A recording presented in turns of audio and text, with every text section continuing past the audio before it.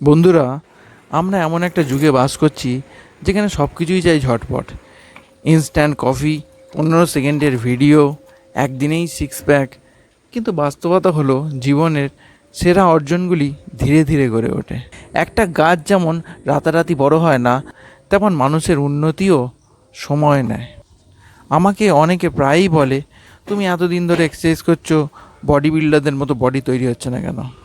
আমি তাদের একদমই বুঝিয়ে পারি না যে এটা ন্যাচারাল বডি ভাই, উইদাউট স্টেরয়েডস। বাড়িতে এক্সারসাইজ করে আর বাড়ির খাবার খেয়ে ন্যাচারাল বডি তৈরি হয়। তাদের কোনো দিনই বডি বিল্ডারদের মতো চেহারা হয় না। আর সবথেকে বড় কথা হলো, আমার এরাই ভালো লাগে। আমার এক্সারসাইজ স্টার্ট করার মেন উদ্দেশ্য ছিল শরীরকে ফিট রাখা, অতিরিক্ত ফ্যাট যেন না শরীরে জমে, রোগ মুক্ত থাকা, ব্যাস। আর কি চাই? তাই আমি চাই সবাই এটা বুঝুক যে বাড়িতে বসে মানুষ নিজেকে ফিট রাখতে পারে।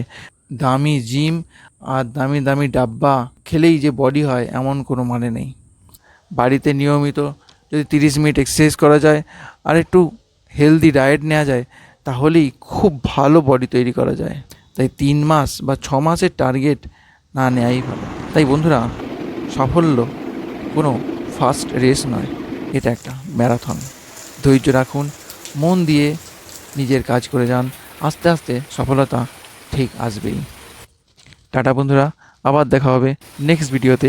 আমার এই ভিডিওটা ভালো লাগলে একটা লাইক করবেন এবং কমেন্টে জানাবেন আপনাদের আমার মতামত কেমন লেগেছে।